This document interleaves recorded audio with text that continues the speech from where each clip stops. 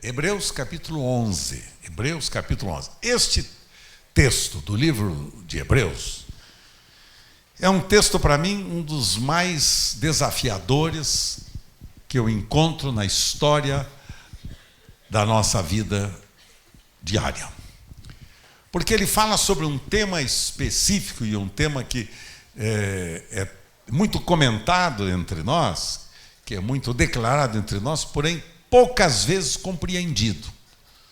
Este é o livro que é o capítulo de número 11, que começa exatamente trazendo uma declaração, introduzindo, né, as verdades que vão ser enfatizadas, trazendo uma declaração fundamental sobre o significado da fé.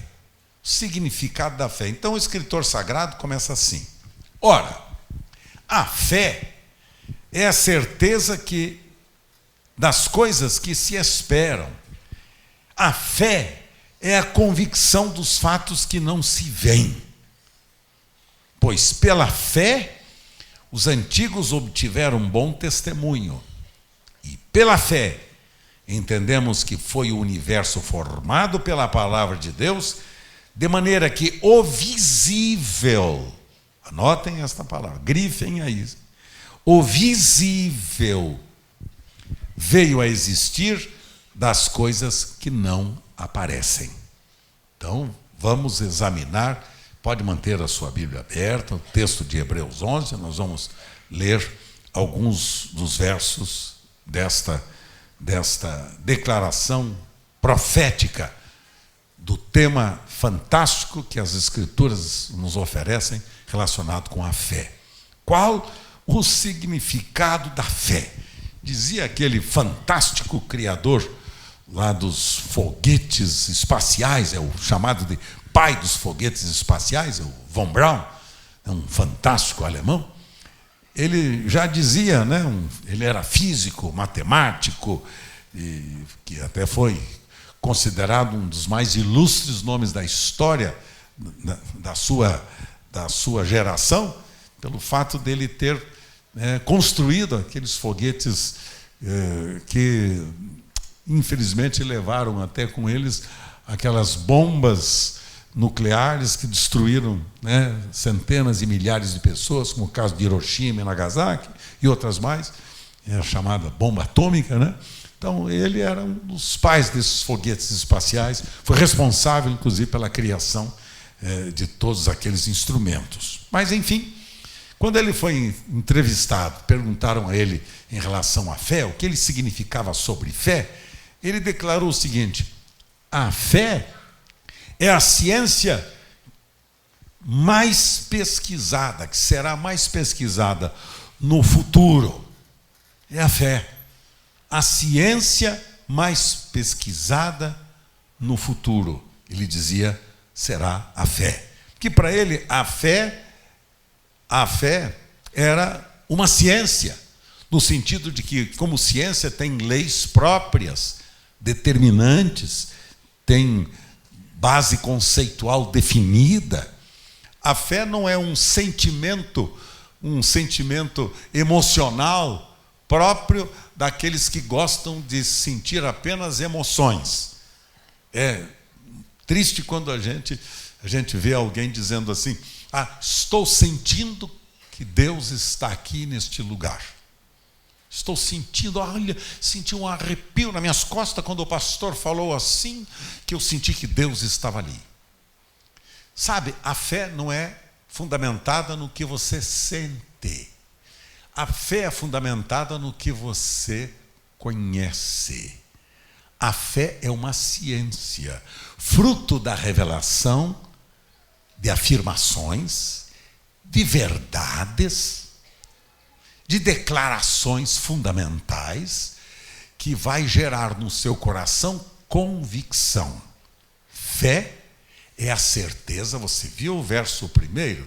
Fé é a certeza das coisas que se esperam. E fé é a convicção dos fatos que eu não vejo. Por quê? Porque ela é fundamentada em experiência, em propósitos, em verdades. em revelação, em conhecimento. Fé não é o que eu sinto, fé é o que eu conheço. Fé é o que eu experimento. Não precisa você sentir Deus, que Deus não precisa ser sentido para a gente saber que Ele está conosco. O que é fé? Disse Jesus: quando 2 ou 3 de vós estiverem reunidos em meu nome, o que Ele disse? Ali eu estarei no meio de vós. Então, precisa você sentir alguma coisa? Então, o que é fé? Fé é você conhecendo a Escritura, conhecendo a declaração, conhecendo a afirmação dada por Jesus a respeito da sua presença, e você conhecendo esta verdade, você declarar esta verdade como verdade fundamental, que você pode crer e confiar, saber que quem declarou, quem fez esta declaração é fiel e é capaz, tem todo o poder de confirmar aquilo que ele exatamente falou. Por isso que é uma lei. Lei oriunda da revelação da sua palavra. Não existe fé sem conhecimento da palavra. Eu vou mostrar isso para vocês agora cedo. Não existe fé sem conhecimento da palavra. Que pessoas dizem: eu tenho muita fé, porque eu sinto que Deus está aqui. Não precisa você sentir. Ele está porque Ele disse que estaria. Sua palavra declarou que disse Ele, eu estou convosco todos os dias, até a consumação dos séculos. Dizia Davi: o Senhor é o meu pastor, portanto, nada me faltará. Nada me faltará porque eu estou sentindo que Deus não vai me deixar faltar nada nunca, porque eu estou sentindo que Ele é tão bonzinho. Espera aí, a fé é a declaração da sua palavra. Dizia o apóstolo São Paulo, escrevendo aos Romanos: eu criei, por isso eu falei. O que significa? Que quando nós cremos, a palavra é declarada, ela cumpre-se, porque foi pela palavra que os mundos foram criados. Evangelho de João, capítulo 1, o capítulo todo fala sobre esta revelação. Ele confirma a sua palavra quando eu declaro em fé o que ele disse. Por isso, não existe fé sem conhecimento de Deus e da sua palavra. A base da nossa fé é a palavra de Deus. Amém? É a promessa de Deus. Eis que eu estou convosco todos os dias até a consumação dos séculos. Veja comigo aqui, preste atenção. A partir do verso 4, o escritor de Hebreus está dizendo o seguinte: pela fé, Abel ofereceu a Deus mais excelente sacrifício do que Caim. Verso 5, pela fé, Enoque foi trasladado para não ver a morte. Verso 6, de fato, sem fé é impossível agradar a Deus. Por quê? Porque é necessário que aquele que se aproxima de Deus creia que Ele existe, e o que acontece? E que se torna galardoador daqueles que o buscam, presenteador, doador daqueles que o buscam, diz o escritor. É impossível, portanto, sem fé você agradar a Deus, porque desconhecendo suas promessas, desconhecendo sua palavra, desconhecendo o seu caráter, o caráter de Deus, como é que você pode confiar que Deus é um Deus supridor se você não conhece a Deus e o seu caráter? Se você não tem convivência e intimidade com Deus, se você não provou o cumprimento da sua palavra. Estou usando o Salmo 23, que é mais conhecido, para a gente fundamentar esse raciocínio. Quando você declara, como Davi declarava, o Senhor é o meu pastor, nada me faltará, por que é que ele estava dizendo que não faltaria nada? Porque ele havia experimentado nas batalhas que ele participou, no momento de crise que ele viveu, nas ameaças de morte pelas quais ele passou. Seu próprio sogro, né, querendo matá-lo, né? o Saul, no caso, né, querendo matá-lo, os inimigos querendo destruí-lo, né? E lá estava ele, firme na certeza e na convicção de que nenhum gigante, nenhum Golias, nenhum urso, nada poderia afrontá-lo, destruí-lo e derrotá-lo, porque ele havia provado isto. Quando ele estava vivendo momentos difíceis de confronto com os seus inimigos, o Senhor demonstrou que realmente haveria de cuidar, guardar, abençoar, proteger, fortalecer a ele, sua vida e seu futuro. Então, vamos entrar no próximo ano de 2019 convictos de que o Senhor será o nosso pastor, que não vai nos faltar nada. Mas como é que a gente vai saber que isso é verdade se a gente não conhece a Deus? Se a gente não sabe quem Ele é? Você não sabe o que Ele pode fazer? Por exemplo, eu tenho os meus filhos, e hoje, né, uma porção de netos. São 16 netos, são 6 filhos, né? São os 3 naturais e os outros 3 sobrenaturais. E você sabe como é que os meus filhos fazem comigo? Sabe como é que eles fazem comigo? Eles dizem assim: pai, estou precisando que você me ajude em tais e tais questões. Que me ajude nesta situação, que me ajude na outra, que me mostre qual é o melhor caminho, a direção. E pai, será que dá para descolar um adiantamentozinho? Pai, será que daria para dar uma força nisso aqui para mim? Meus netos já é diferente. Eu tenho uma bomboneira em casa que eu mantenho cheia de chocolate. Cheia de chocolate. Aquele chocolate é um chocolate gostoso que tem da Lindt. Já provou? Não prove, não prove. Não prove porque a gente vicia. Mas sabe o que é que os meus netos fazem? Chegam em casa, eles vão direto na bomboneira. Aí vão lá, abrem e pegam. Aí depois eles me mostram: vô, eu peguei o chocolate lá da bomboneira, estava muito bom. Tá bom. Peguei, viu, vô? Tá. Por que eles pegam? Porque eles sabem que é deles. Eles sabem que o avô reservou para eles. Então é só pegar. Eles vão lá e pegam. Eu fico sem, eles comem tudo. Está entendendo? Tá. Né? Mas é bom, porque assim não deixa o avô engordar, nem a avó, né? A avó, que também gosta do chocolatinho, não engorda. Mas eles conhecem. Agora, veja, é fruto do quê esta liberdade deles? Não, é fruto, isso mesmo, mas é fruto do relacionamento. Eles conhecem o avô deles, andam com o avô deles, desde pequeninos. Quando eu falo avô, me refiro a avô e avó, né? Andam conosco, vêm à nossa casa, estão conosco, saem, passam as férias, na medida do possível, conosco, ao nosso lado. Entendeu? Então, eles sabem como é que os avós cuidam dos pais.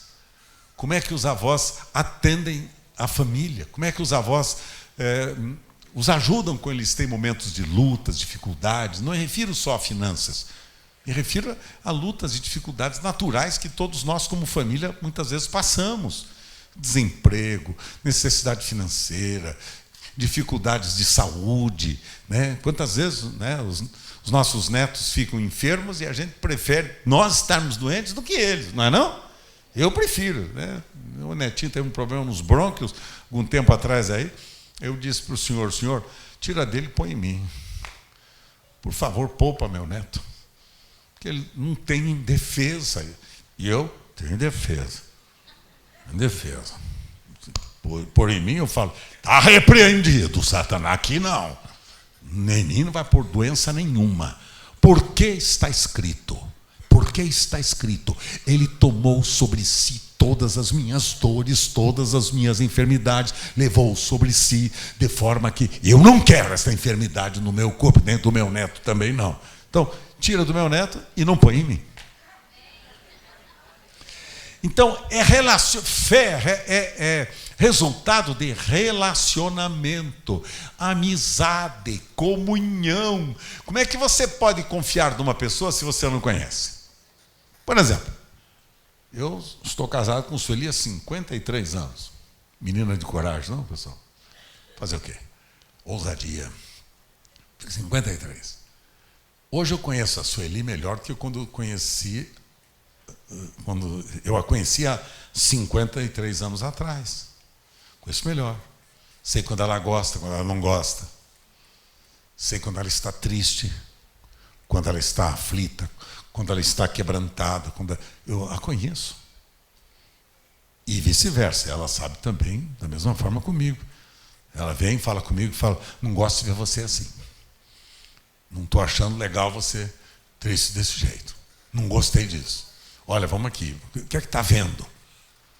Por que assim? Sabe por quê? Porque hoje a nossa relação conjugal, de 53 anos de vida conjugal, é diferente do que quando começamos. Quando começamos, eu não sabia nada sobre ela, não sabia nada sobre mim. Mas o que aconteceu? Aí a fé estabeleceu-se entre nós. O que é fé? O conhecimento recíproco das limitações, das possibilidades, tanto minhas quanto dela, foram se acentuando, e agora, ao longo da nossa existência, depois desses anos todos de vida conjugal, um pode saber o que o outro está pensando só pelo olhar. Só ele sabe quando eu gosto das coisas, ou quando eu não gosto. E eu, de igual modo. Entendeu? Por quê? Relacionamento. Como é que você pode conhecer? Desculpe, como é que você pode ter confiança em Deus que você não conhece? Como é que você pode ter confiança em Deus se você não tem intimidade com Ele? Como é que você pode ter confiança em Deus se você não sabe o que Ele prometeu para você? Como é que você pode ter confiança em Deus se Deus para você é apenas uma figura lá distante, lá no céu, bem alto? E você aqui, miserável pecador, derrotado aqui na terra. Não é assim. É o Pai que quer ter intimidade comigo e com você. Disse Jesus: na medida que vocês conhecem a mim, vocês conhecem o meu Pai. E quando vocês conhecem o meu Pai, vocês conhecem a mim, disse Jesus, escrevendo a João, capítulo de número 17. Jesus ensinando-nos sobre o relacionamento entre nós, os filhos de Deus, e o nosso Pai que está nos céus.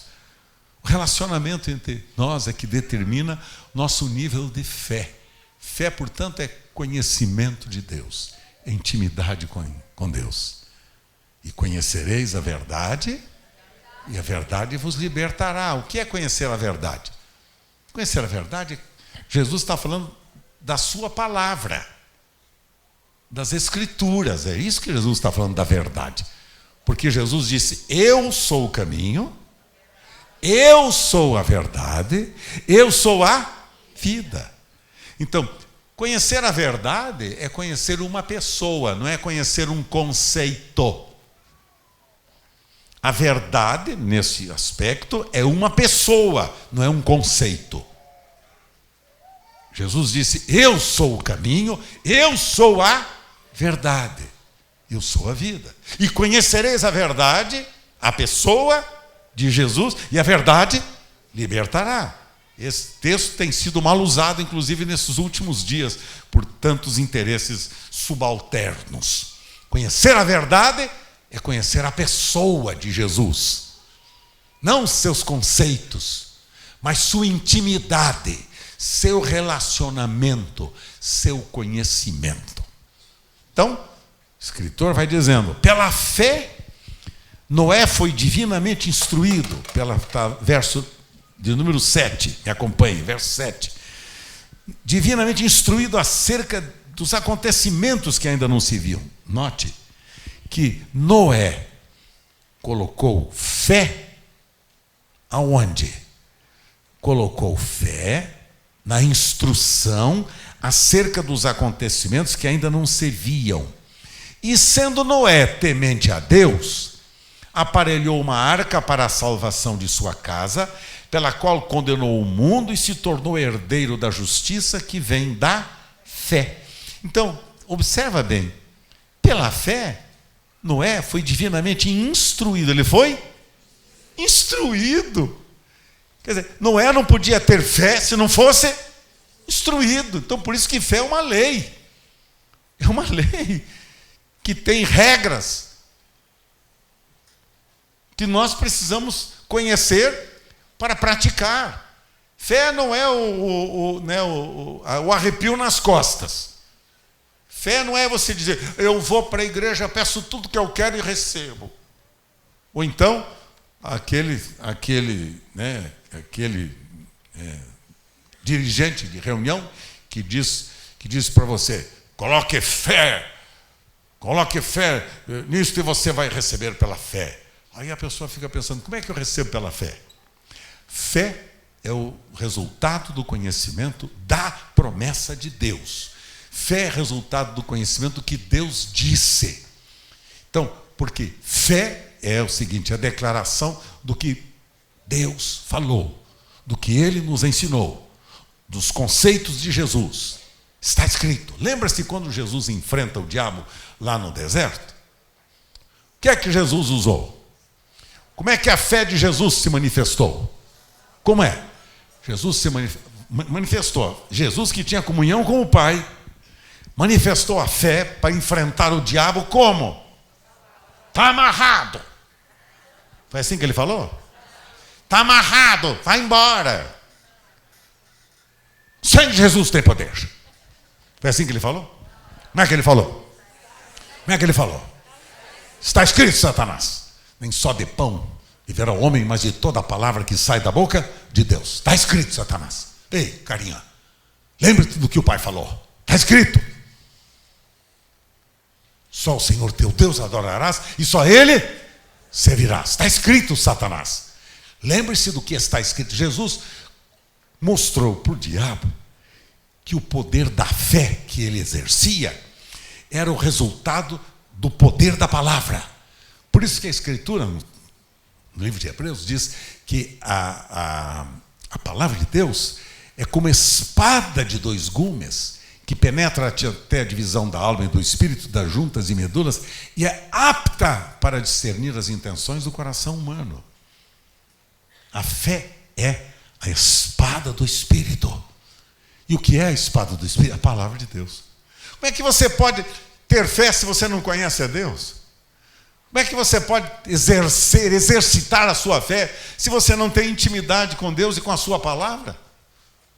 Como é que você pode ter fé se você não sabe o que Deus lhe prometeu sobre sua saúde, sobre sua família, sobre seu trabalho, sobre seus negócios, sobre suas finanças? Como é que você pode confiar em Deus se você não sabe quem Ele é?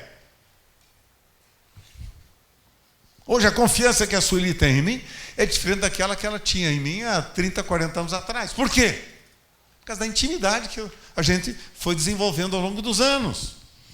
Ela foi conhecendo as minhas limitações, minhas fraquezas, eu as dela, e a gente foi suprindo-se mutuamente.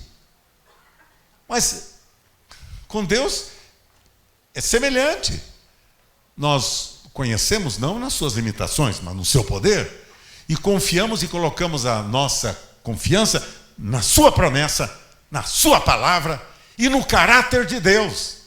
Quando a Escritura fala de Deus, como é que ela diz? Deus é fiel. Por isso Ele é amor.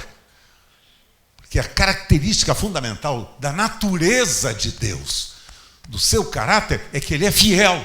Fiel por quê? Porque Ele não pode mentir. Por isso Ele é amor. Por isso Ele é amor.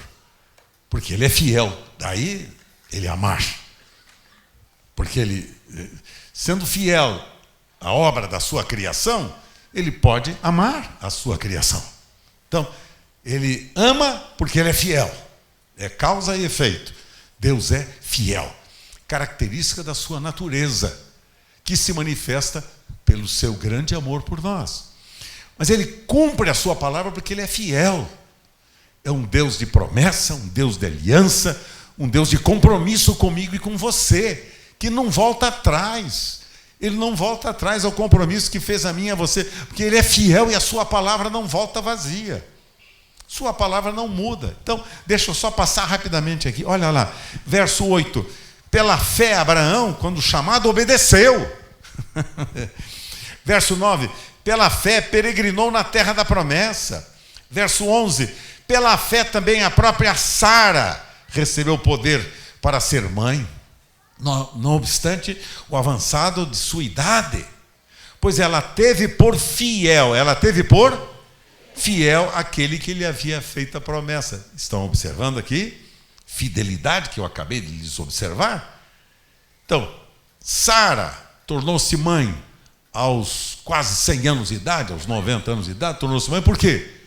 Porque ela creu na promessa, ela creu na palavra, ela creu que Deus é fiel. Se Deus prometeu, Ele não vai de maneira alguma deixar de cumprir com a sua palavra. Deus é fiel. Verso 17. Pela fé, Abraão, quando posto à prova, ofereceu Isaque, o seu próprio filho. Estava mesmo para sacrificar o seu unigênito, aquele que acolheu alegremente as promessas.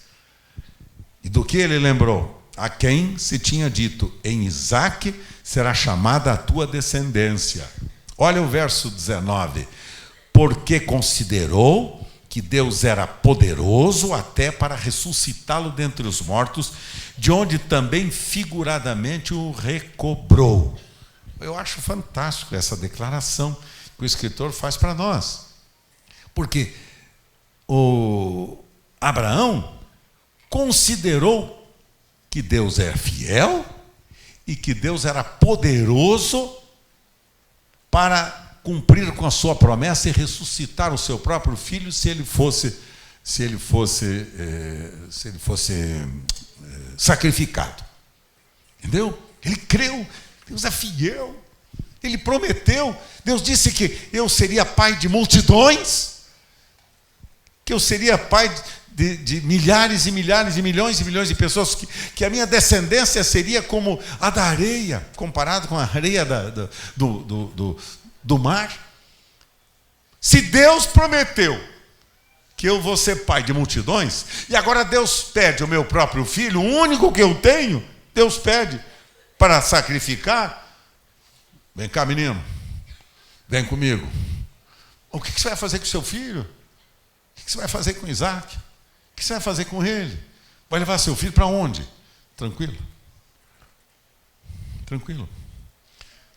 Eu vou obedecer a Deus e a sua ordem e a sua palavra. Vou sacrificá-lo. Mas escuta, Abraão, o rapaz vai morrer e as promessas de Deus, como é que ficam? Deus prometeu para você que multiplicaria a sua descendência. Agora morre seu filho, como é que você faz? A Escritura diz assim: ele considerou que Deus era poderoso para ressuscitá-lo dentre os mortos. Ele, crendo em Deus, conhecendo a promessa de Deus, ouça, Abraão colocou a sua fé no seu sentimento, no arrepio das costas, no ambiente emocional. Não, senhores, ele colocou a sua fé na palavra de Deus. Deus prometeu, Deus é fiel. Deus disse que vai acontecer, pô, vai acontecer. Mas o teu filho, você vai sacrificar o seu filho. E aí como é que faz? Deus prometeu, rapaz. Deus prometeu para mim, eu não sei como ele vai fazer. Só sei que Deus é poderoso para ressuscitar o meu filho dos mortos novamente. Deus pode fazer isto, porque foi Deus quem prometeu. Por isso que estou lhes dizendo nesta manhã, fé sem o conhecimento de Deus é pretensão. É apenas pretensão. Eu acho que vai dar certo. Acho que vai dar certo. Estou até fazendo figa para dar certo. Para ter sorte, vai dar certo. Vai fazer uma figa aqui para dar certo. Vou dar 3 pulinhos para trás. Vai dar certo. Vai dar certo. Se eu der 3 pulinhos para trás, pode jogar na loteria esportiva que vai dar certo. Separa o número lá, dá 3 pulinhos para trás e vai para o inferno com tripa e tudo. Para com isso. Fé não é o que eu sinto. Fé é o que eu conheço. Fé é o que eu conheço. E conhecereis a verdade? Quem é a verdade? Como é o nome da verdade? Verdade não é um conceito aqui, queridos. Aqui verdade é uma pessoa. Quem é a verdade? Quem é a verdade? Quem é a verdade? Então aplauda Jesus. Ele é a verdade. Ele é a verdade.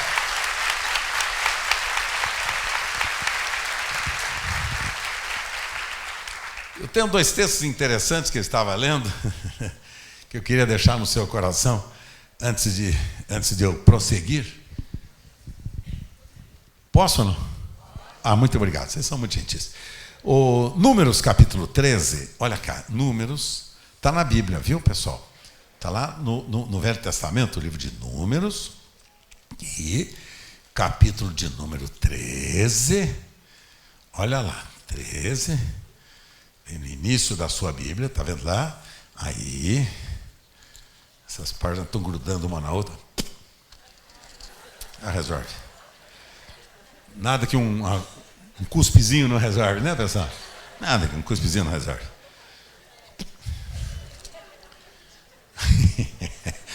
Esse pastor de vocês, não, essa coisa horrível, não? Imagina os visitantes aqui que chegam pela primeira vez. Eles falam, nossa, isso aí é pastor? Nossa, que coisa horrível. O pior não é isso, o pior são aqueles que foram transferidos de outros grupos religiosos que foram recebidos agora na semana passada, estão tudo escandalizados comigo. Esse é o pastor que você falou que ele... Nossa, ele fica cuspindo no dedo para abrir a Bíblia. Meu Deus do céu, esse pastor não serve. Nós queremos o Ronaldo, queremos o Catalani, queremos o Tadeu, nós queremos o Osmar. A eles fora! Fora, Carlos Alberto! Fora! Calma, não terminei ainda. Calma. Quer ver? Números no capítulo 13 e 14. Eu vou ser bem objetivo aqui, antes da gente... Quero orar com vocês hoje, especialmente, para exercermos e exercitarmos a nossa fé, né? Então, aqui, olha... Amém. Fala mesmo que eu estou precisando. No capítulo 13, temos aqui 12 homens enviados para espiar a terra de Canaã, que Deus havia tirado o povo do Egito, né? E tinha feito uma promessa agora para o povo que esteve escravizado, que ele lhe daria uma terra de prosperidade, terra que mandaria leite, mel e tudo, né? Aí, lá no capítulo, isso no capítulo 13, né? Lá no capítulo 13, quer ver uma coisa? Veja. Verso 25. Ao cabo de 40 dias, eles voltaram de espiar a terra. Depois que eles foram lá, os 12 espias, para saber se a terra estava legal, estava boa, não, que eles podiam entrar nela ou não. Então, depois de 40 dias, eles voltaram. Foram até lá, os 12. Foram até lá ver a terra. Caminharam e vieram a Moisés e a Arão e a toda a congregação dos filhos de Israel no deserto de Pará e Cádiz, e deram-lhes conta a eles e a toda a congregação, e lhes mostraram o fruto da terra. Então eles vieram e trouxeram o relatório. Os 12 trouxeram o relatório da terra que eles haviam ido, que Deus havia prometido, aquela terra para eles. Eles foram lá e aí voltaram e vieram trazer o relatório para Moisés. Veja bem. Relataram a Moisés, verso 27. Fomos à terra que nos enviaste. Verdadeiramente essa terra mana leite e mel. Este é o fruto dela. O povo, porém, que habita nessa terra... meu Deus. Olha, Moisés, o povo que habita nessa terra é poderoso. As cidades, muito grandes, fortificadas. Vimos ali os filhos de Anak. Aqui eram os Anaquins. Eles eram gigantes, eram homens enormes, fortes, poderosos, guerreiros, né? Vimos ali os filhos de Anak, os Anaquins, gente de guerra, poderoso, são gigantes, nossa. E olha, tem mais, Moisés. Os amalequitas habitam na terra do Neguebe, os hedeus, os jebuseus, os amorreus habitam na montanha, e os cananeus habitam ao pé do mar pela ribeira do Jordão. Então Calebe, verso 30, fez calar o povo perante Moisés e disse: Eia, subamos e possuamos a terra, porque certamente prevaleceremos contra? Este é o desafio para o próximo ano, 2019, para mim e para você. Eia, subamos, vamos possuir a terra, pessoal. Tem um novo ano pela frente, vamos embora, pessoal. Porque certamente vamos prevalecer contra esta terra, contra esses inimigos. Porém, os homens que com ele tinham subido disseram o quê? Não poderemos subir contra aquele povo, Moisés, porque aquele povo é mais forte do que nós. Sabe, essas criancinhas que não conhecem o seu pai. Não dá para subir, porque o negócio é o seguinte: esse povo é forte e nós somos tudo fraquinhos. Dá uma olhada no nosso jeitinho aqui, não dá. Verso 32: E diante dos filhos de Israel infamaram aquela terra que haviam espiado e disseram: Moisés, a terra pela qual passamos a espiar é terra que devora os seus moradores, ela consome os moradores, tem muita pedra, muita rocha, muito deserto seco. Não, ela consome os moradores, a gente vai morrer lá de fome. Ai, meu Deus. E todo o povo que vimos nela são homens de grande estatura, os anaquins, de grande estatura. Também vimos ali gigantes, os filhos de Anak, são descendentes de gigantes. Estou falando, Moisés. Os cabas são grandes para burro. Os cabas são fisiculturista. Não tem fisiculturista, aqueles caras fortes? Fisiculturista. E olha, éramos aos nossos próprios olhos como gafanhotos, e assim também o éramos aos seus. Sabe o que é, Moisés? Não dá para ir. Porque nós olhamos para nós e falamos: nossa, somos que nem gafanhoto, tudo fraquinho. Somos tudo fraquinho. Gafanhoto é o quê? Uma ave? Não, é o quê? Um inseto, né? Somos insetos. Sou pior que um inseto. Olha a minha fraqueza. Um insetinho. Insetinho fraquinho. Não serve para nada. Somos que nem inseto. Para nós. Primeiro eles olharam para eles. Nós somos fracos.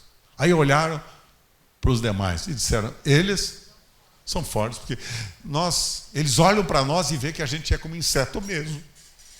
Nós estamos certos que a opinião deles, que nós somos inseto, é verdadeira. Nós somos inseto mesmo, a gente é muito pobrezinho, limitado, desgraçado, infeliz, miserável, fracassado. Nós somos tudo assim, insetinho, perto deles. Ah, meu Deus do céu, hein, pessoal? Terrível a gente não conhecer a Deus. Suas promessas, sua palavra. Este é o grande problema desta experiência do povo de Israel. Agora, veja aqui o capítulo 14. Veja só. Ficaram indignados. Levantou-se toda a congregação e gritou em voz alta. E o povo chorou aquela noite toda. Ai, sou inseto. Sou insetinho. Ai, sou um gafanhoto miserável. Ai, que eu sou um inseto miserável. Tá? Olha lá. O povo chorou a noite toda. Todos os filhos de Israel murmuraram contra Moisés e contra Arão. E toda a congregação lhe disse: tomara que tivéssemos morrido na terra do Egito, ou mesmo no deserto. Tomara que a gente tivesse morrido no deserto ou lá no Egito, onde nós estávamos. E agora? Por que nos traz o Senhor a esta terra para cairmos à espada, para que nossas mulheres, nossas crianças sejam por presa?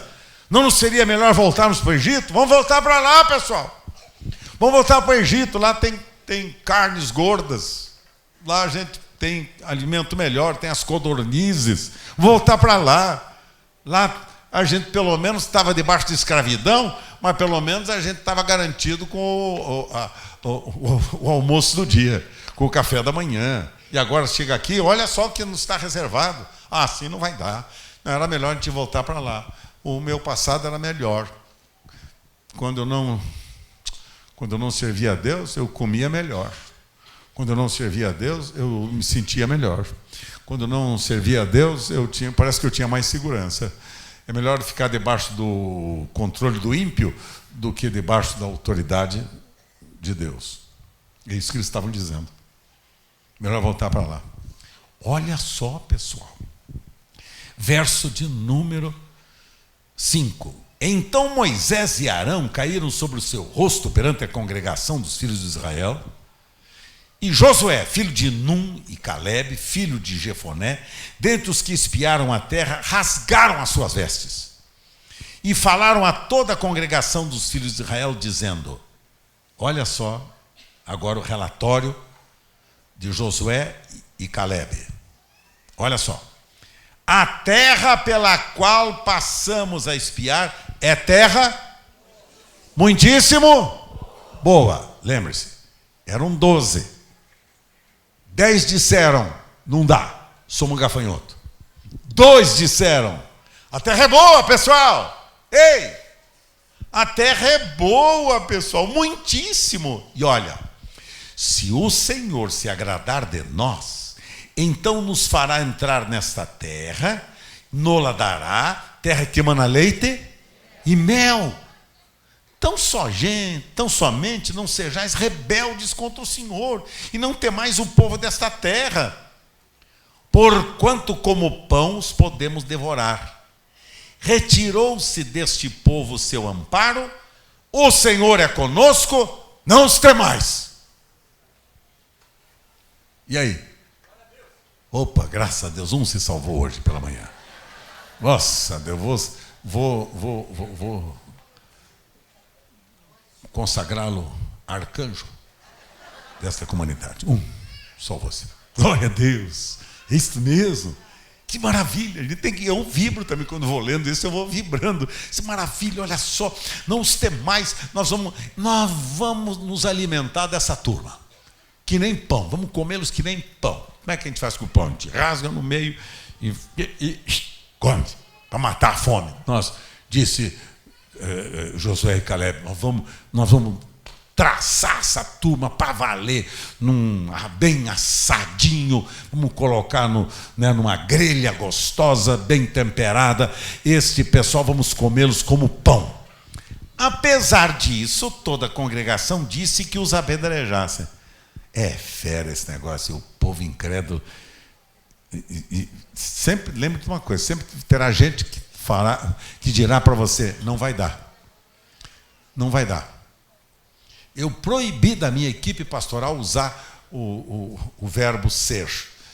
O verbo será. Eu proibi. Eu disse, vocês jamais vão usar nos desafios que estão diante de nós a palavra será? Será que vai dar? Se nós somos um gafanhotinho e tem tanta gente poderosa, os que estão se oferecendo aí para nos dar são só 2. Só 2. Os 10 disseram que não dá, 2 falaram que dá. Vamos ficar com quem? Com a maioria. Porque a maioria que está falando a verdade. A maioria diz que não dá. Só 2 é minoria. Por que nós vamos crer em 2, se 10 disseram que não dá? Não. Será que vai dar? Eu proibi de falar de será. Se não tem nada de será. Vamos olhar em fé. Porque se nós tivermos a visão, Deus nos dará a provisão. Se nós tivermos o sonho e o projeto e o propósito, Deus vai nos dar os recursos. Eu ontem escrevi um projeto. De madrugada, levantei de madrugada, que eu estou sonhando ultimamente. Bárbaros que os velhos sonharão sonhos. Não está certo? Estou sonhando. Aí levantei de madrugada e fui escrever algumas das coisas que Deus falava ao meu coração. Aí ele me deu o projeto PPR.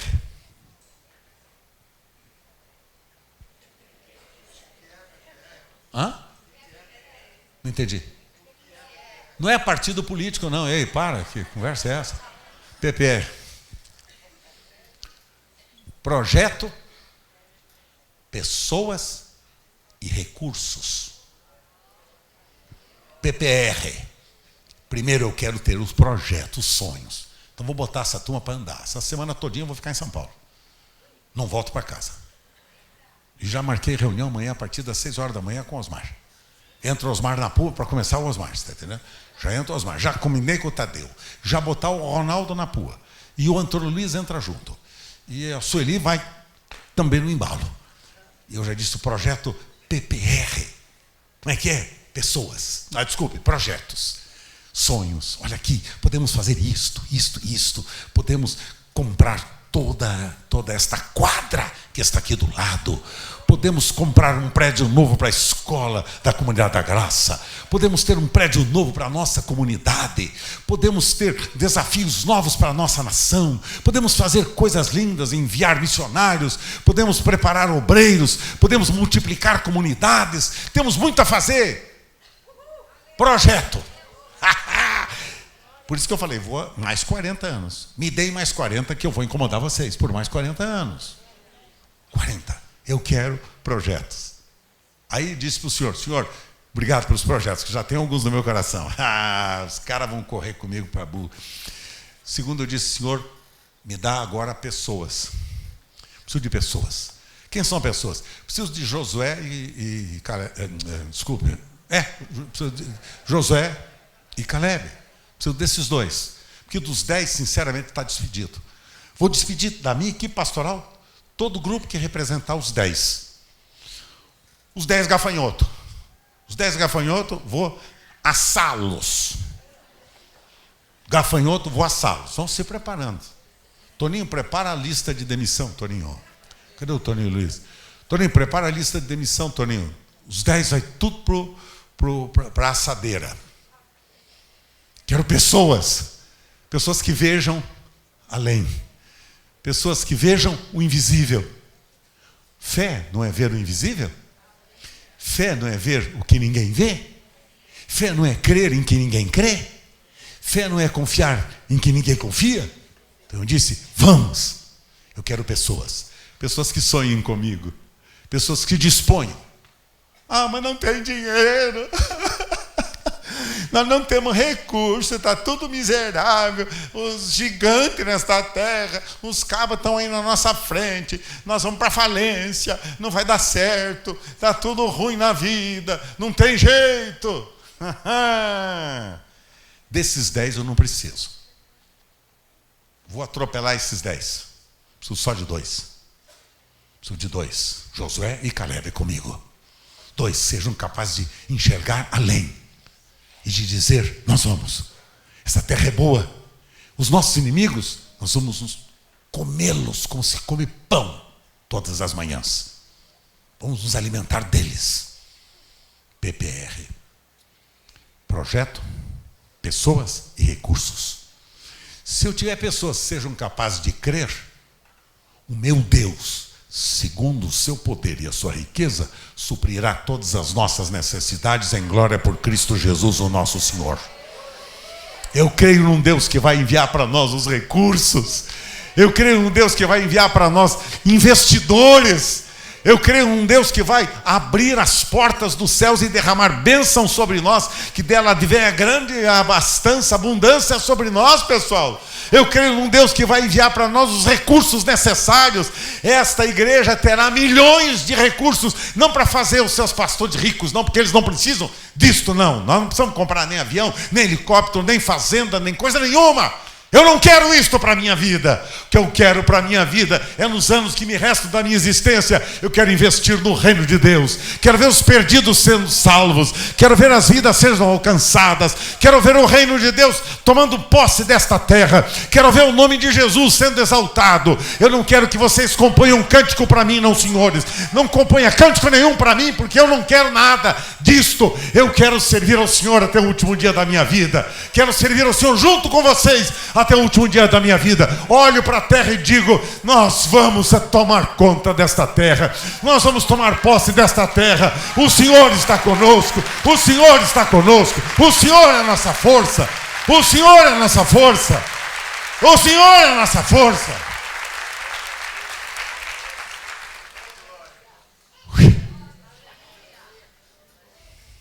Verso 11. Disse o Senhor a Moisés: até quando me provocará esse povo incrédulo, safado, nojento? Não, isso é minha. Até quando me provocará esse povo e até quando não crerá? Não crerá em mim, a despeito de todos os sinais que fiz no meio dele. A gente não crê no Senhor a despeito de tudo que Ele tem feito entre nós, pessoal. Olha o que Ele tem feito entre nós, as coisas lindas, extraordinárias que fez neste ano na nossa vida, nos preservou da morte, da violência, da desgraça, do fracasso. Passamos por lutas, mas está escrito: no mundo tereis aflições, tem de bom ânimo, disse o Senhor. Eu venci o mundo, passamos, chegamos aqui. Foi um ano de vales e de montes. Houve época que a gente estava lá nos montes, mas houve época que a gente passou pelos vales. E tristezas, lutas, vales às vezes até de lágrimas. E aí então, com pestilência, verso 12, ferirei os inimigos de vocês, e os deserdarei, e farei de ti povo maior e mais forte do que este. Farei de ti povo maior e mais forte do que este. Sabe por que eu quero o PPR? Projeto, pessoas e recursos, não para eu ser poderoso. Deixa eu dizer-lhes uma coisa: eu não preciso de nenhum reconhecimento humano e pessoal, e não preciso de dinheiro também. Eu não preciso de nada. Eu vou dizer para vocês: nada. Inclusive tem tomado providência para diminuir toda a minha renda, pessoal, tudo. Tenho diminuído, vendido bens para investir em pessoas. Investir em pessoas. Tenho dito: Senhor, pode dispor um apartamentozinho aqui, eu tenho aqui na Zona Leste, quer comprar? Estou vendendo que eu quero investir em pessoas. Investir em pessoas. A minha visão são pessoas. Por que eu vou ter um apartamento aqui, se eu já tenho um que é do meu filho? Onde eu moro? Está legal? Não disse que os filhos entesouraram para os pais? Não é assim que fala? Como não? Você não leu Carlos Alberto 3,15? Como não leu Carlos Alberto 3,15? É por isso que você não crê assim. Mas se ele colocou o apartamento para o pai, eu fui para o apartamento do filho. Aí sobrou o meu, e o meu eu falei: vou vender. Quer comprar? Vender. Porque eu tenho alguns projetos que eu quero investir em pessoas, mas só quero investir em gente que possa crer, que possa ver o invisível, que possa olhar do outro lado. Não é será. Tudo é possível para aquele que crê. Será que é possível para aquele que crê? Está escrito assim? Não, tudo é possível para aquele que crê. Olhe no seu irmão e veja o melhor dele, veja o potencial dele. Veja o que ele pode fazer, veja, mas ele é muito fraquinho. Faça dele um homem forte. Ajude-o. Anime-o, levante-o, abençoe-o. Ei, para com isto. Nós podemos tomar conta desta terra, pessoal. Deus tem nos dado São Paulo. Deus tem nos dado esta pátria brasileira muito amada. Deus nos tem dado São Paulo. Vamos abençoar São Paulo. Vamos trabalhar para isto, para que isso seja uma realidade. Vamos usar os nossos recursos para servir a Deus. Tinha 2 carros, vendi um. Não preciso de 2. Sueli cuida de mim. Eu tenho o carrinho dela, toda faceira. Faceirazinha, terminar para cima e para baixo, e eu me sinto importante. Vocês notaram quando eu saio daqui, como é que eu faço? Boto para fora e falo: Deus abençoe, irmãos. Um bom dia para os irmãos. Entendi. Por quê? Porque quando eu vi IPVA, agora, IPVA, seguro de vida. Eu falei, eu não, vou investir esse dinheiro que eu ia gastar em IPVA em pessoas. Tem alguns obreiros que eu vou investir neles em nome do Senhor Jesus. Uma gente que é capaz de crer junto comigo, porque quem não crê junto comigo, sinceramente, vai morrer no deserto. Vai morrer no deserto. E eu vou, junto com você. Ninguém detém a obra santa, ninguém detém a obra santa, nem Satã e o mundo inteiro pode apagar este ardor. Ninguém detém a obra santa, e esta causa é do Senhor. Outra vez, ninguém detém. Vamos lá! Vamos ficar em pé. Vamos lá, pessoal. E nem Satã nem o mundo inteiro pode apagar esse ardor. Ninguém detém, a obra é santa, e esta causa é do Senhor. Olha só, olha o que o Senhor promete. Farei de ti povo maior e mais forte do que este povo, que tenta nos humilhar e nos oprimir. Farei de ti um povo maior. Quantos querem ser parte deste povo? Quero ver. Agora, quem quer se envolver com o projeto com PPR? Vamos lá, quantos querem se envolver com o PPR? Quantos querem fazer parte do PPR? Nossa, o pastor fundou partido político? Não tem nada disso. Eu não quero saber disso aí, cara. Quem vai mudar o meu Brasil não é o partido político, não é político nenhum. Não, senhores, quem vai mudar este país é a igreja do Senhor Jesus Cristo. Eu e você, eu e você. É nós. Aí eu estou crendo que o meu candidato que foi eleito vai mudar esta nação. Vai nada, pessoal. A não ser que você contrarie o que diz as Escrituras. A Escritura diz: se esse povo, que se chama pelo meu nome, se orar, se humilhar e orar, e buscar a minha face, e se converter dos seus maus caminhos safados, eu perdoarei esse povo, e eu sararei esta terra. Quem é que vai sarar esta terra? Através de quem? Do meu povo, da igreja de Jesus. Não é de um homem, é da igreja de Jesus. Não faça assim. É da igreja de Jesus. É o que o Espírito do Senhor fazia com o povo de Israel. Você vá, porque para o lugar onde eu vou enviá-los, vocês vão estabelecer a paz naquela nação. Porque a paz que vocês têm levarão para aquela terra. Então, quem vai fazer isso somos nós. Não é um homem. Não é uma equipe de homens, de políticos. Esqueça isso. Porque essa mentalidade tem sido a nossa, que o Brasil está do jeito que está. Se a gente disser, é minha responsabilidade. Eu vou participar. Eu vou ser um instrumento de Deus. Eu vou ser a resposta de Deus. Para mim, vai tirar foto? Peraí, então, tira direito. Peraí, deixa eu arrumar. Dá um sorriso simpático.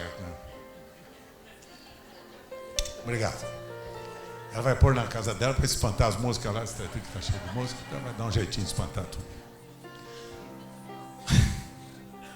PPR. Projeto. Se tivermos projetos, se tivermos pessoas, Deus nos dará os recursos. Sem explorar ninguém, sem tirar nada de ninguém, sem roubar ninguém, sem humilhar ninguém, pelo contrário. É aquele tostãozinho que às vezes você traz, que você pensa que é tão pequeno, é a semente mais rica que Deus pode usar. Lembra da viúva pobre? Lembra da viúva? Ela deu a última moedinha que ela tinha. Não tinha mais nada. Ninguém daria valor àquela moedinha que ela entregou. O Senhor disse: esta deu mais do que todos os outros, que ela deu com paixão.